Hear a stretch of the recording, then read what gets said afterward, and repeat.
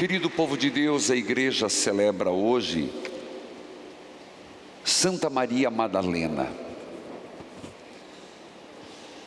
Celebramos, e este título vem de São Tomás de Aquino, que exatamente disse Maria Madalena, uma derivação da cidade natal desta mulher, que é Magdala.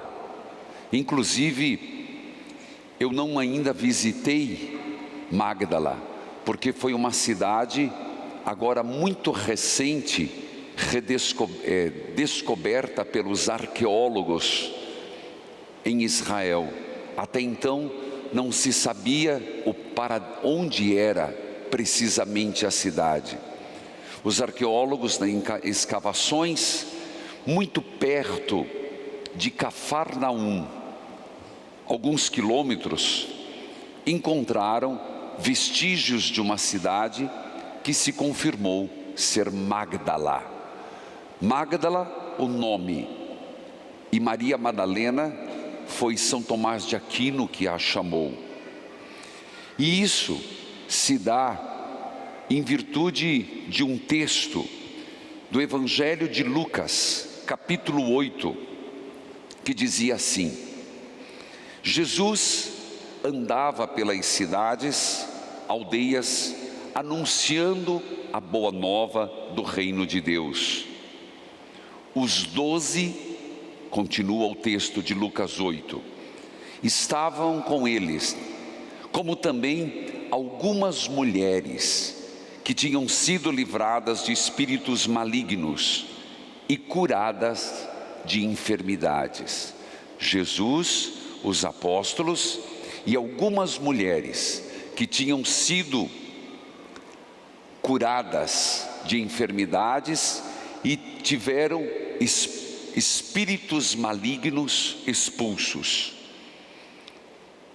E continua o texto, citando quem eram elas: Maria, chamada Madalena, da qual também tinha saído 7 demônios. Esse texto de Lucas capítulo 8 mostra a origem de como Jesus entrou na vida de Maria Madalena.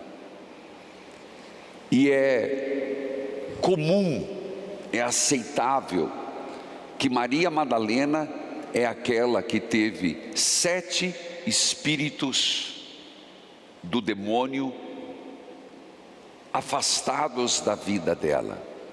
Temos que entender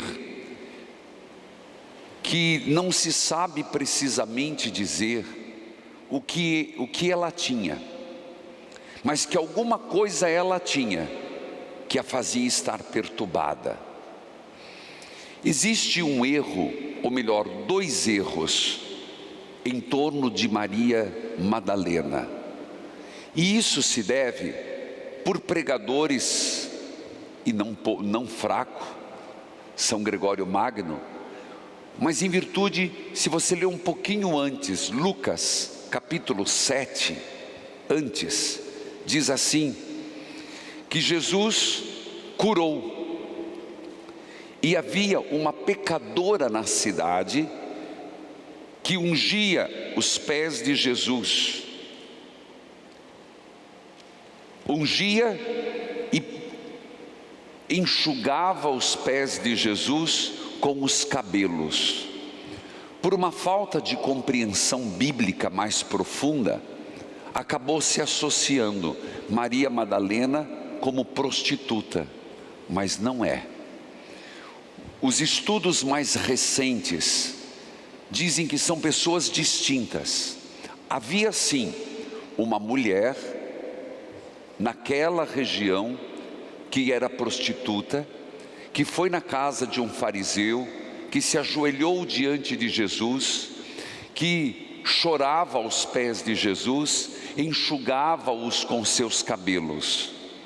Não diz o nome, mas não é Maria Madalena. Maria Madalena foi a que foi liberta de 7 espíritos. Uma outra confusão está no final do Evangelho, quando diz que Jesus foi à casa de Marta e Maria, em Betânia. Lá também tinha uma Maria, a irmã de Marta e irmã de Lázaro, que pegou o nardo puro, quebrou-os nos pés de Jesus, Maria de Betânia. Então nós estamos falando de várias Marias, são nomes comuns. Então uma mulher que era prostituta, Maria Madalena, Maria de Betânia e Nossa Senhora também Maria. Miriam, que é em hebraico, era um nome comum tanto quanto Maria hoje. Por que é bom fazer essa distinção? Porque eu estou sendo detalhista. Porque Maria Madalena fez uma experiência com Jesus tão forte, de ter sua vida tocada, os espíritos ruins repelidos, que a partir daquele momento, Maria Madalena se tornou uma discípula próxima. E teve Jesus como o grande sentido da sua vida. Jesus se tornou realmente o mestre na vida dela, o Rabone, como foi o evangelho dito hoje, aquele que ressignificou toda a sua história. Por isso, Maria torna-se a discípula amada, e Jesus se torna na vida de Maria o grande tesouro, a pérola preciosa, o sentido último de sua vida. O que eu quero nesse segundo ponto, depois de clarear, é mostrar que Maria focou toda a sua vida em Jesus Cristo. Fruto do quê? Fruto de uma experiência profunda. Quem se deixa tocar por Jesus, quem permite Jesus entrar na vida, quem tem coragem de afastar todas as falsas doutrinas, os espíritos impuros, rancor, raiva, desejo de vingança, quem coloca Jesus como centro, nunca mais será o mesmo. Assim não foi com Maria Madalena. Hoje nós exaltamos a discípula amada, que na teologia clássica, com São João Evangelista, são chamados a escola dos discípulos amados. O que é isso? Daqueles que têm com Jesus um relacionamento profundo, mais do que um discipulado distante, uma proximidade. E é isso que nós somos chamados a ter, uma proximidade amorosa com a pessoa do Cristo. Parece palavras ditas ao vento, mas não é. Maria Madalena, ela hoje se celebra Santa Maria Madalena, ela não se converteu, não mudou de vida por uma ideia. Entende isso? Ideia, pensamentos não levam à transformação da vida. Ideias vêm e vão. Ela encontrou a pessoa e ela se apaixonou, mas nunca no sentido negativo, nunca. No sentido positivo, como São Francisco se apaixonou de Jesus, São João da Cruz se apaixonou por Jesus, Santa Clara se apaixonou por Jesus e todos os santos. Maria Madalena encontrou a pessoa de Jesus Cristo, e por tê-lo encontrado, se tornou a discípula amada.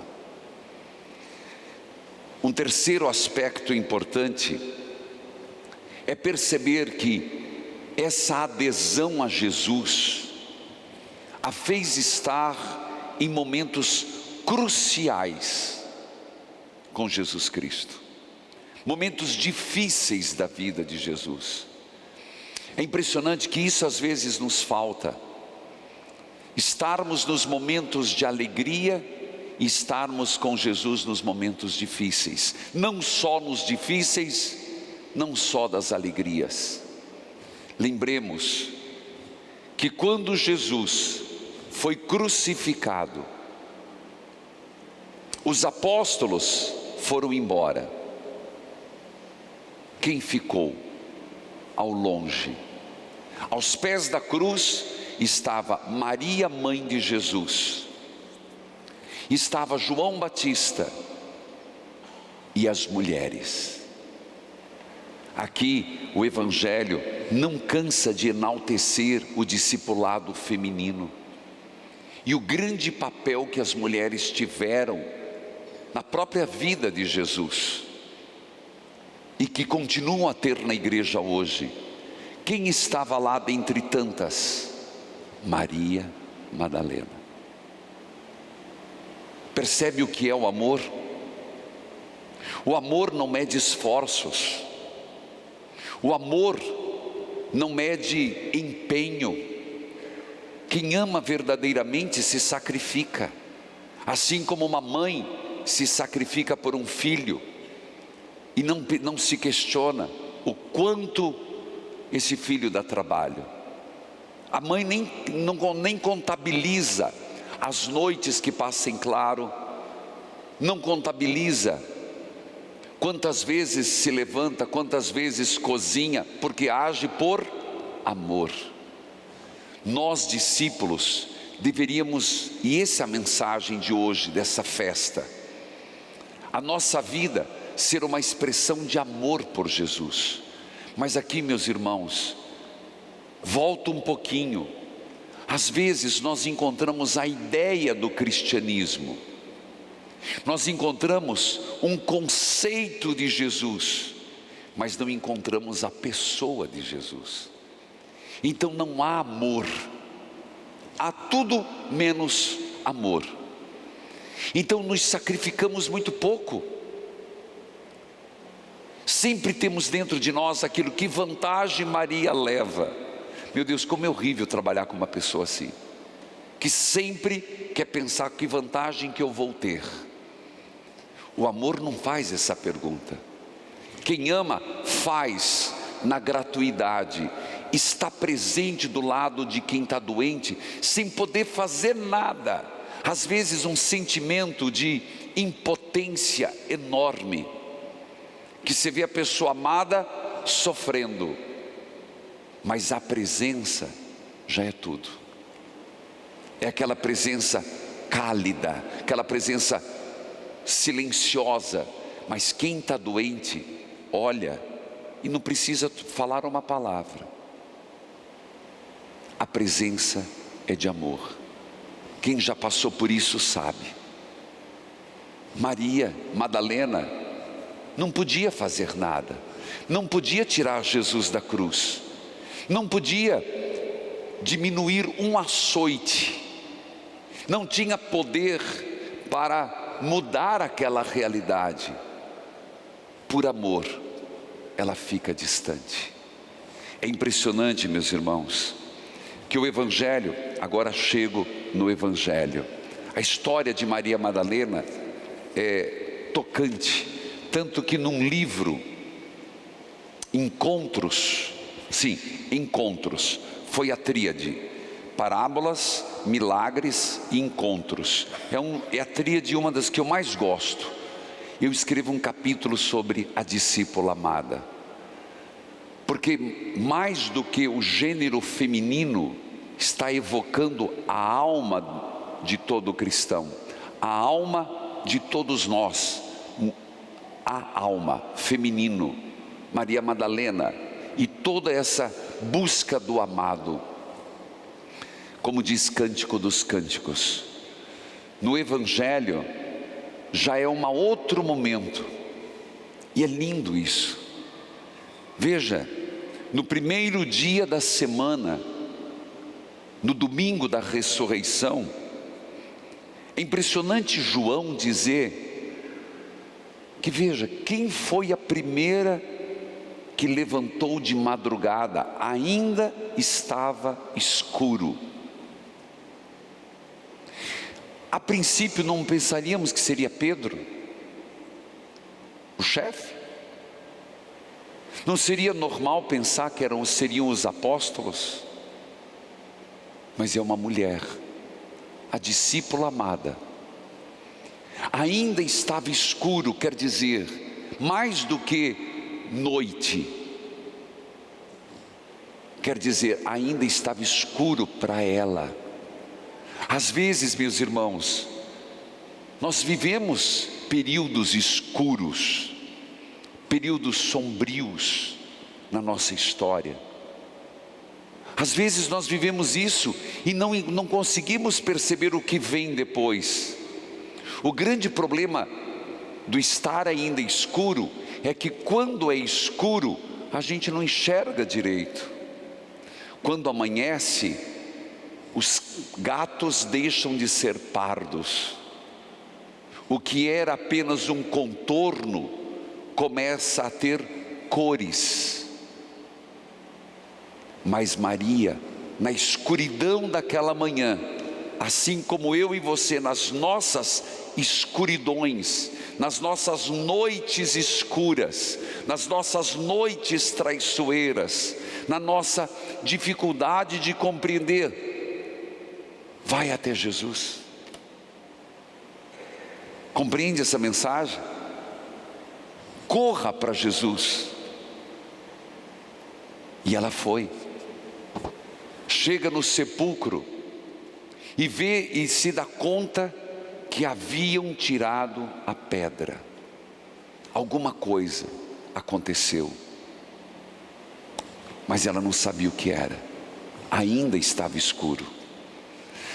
A graça de Deus vai chegando na nossa vida de um jeito que às vezes a gente não sabe o que está acontecendo, mas a gente tem que continuar, a gente tem que persistir. Por isso, ela estava lá e de repente viu a pedra retirada. Ela sai correndo avisar os apóstolos. Vai dizer para eles: o sepulcro está vazio, tiraram o túmulo do Senhor. Mas atenção, ela volta com eles. Quando a gente, domingo vai ser o Evangelho: pedi e recebereis, procurai e achareis, batei a porta vos será aberta. Meus irmãos, um grande pregador,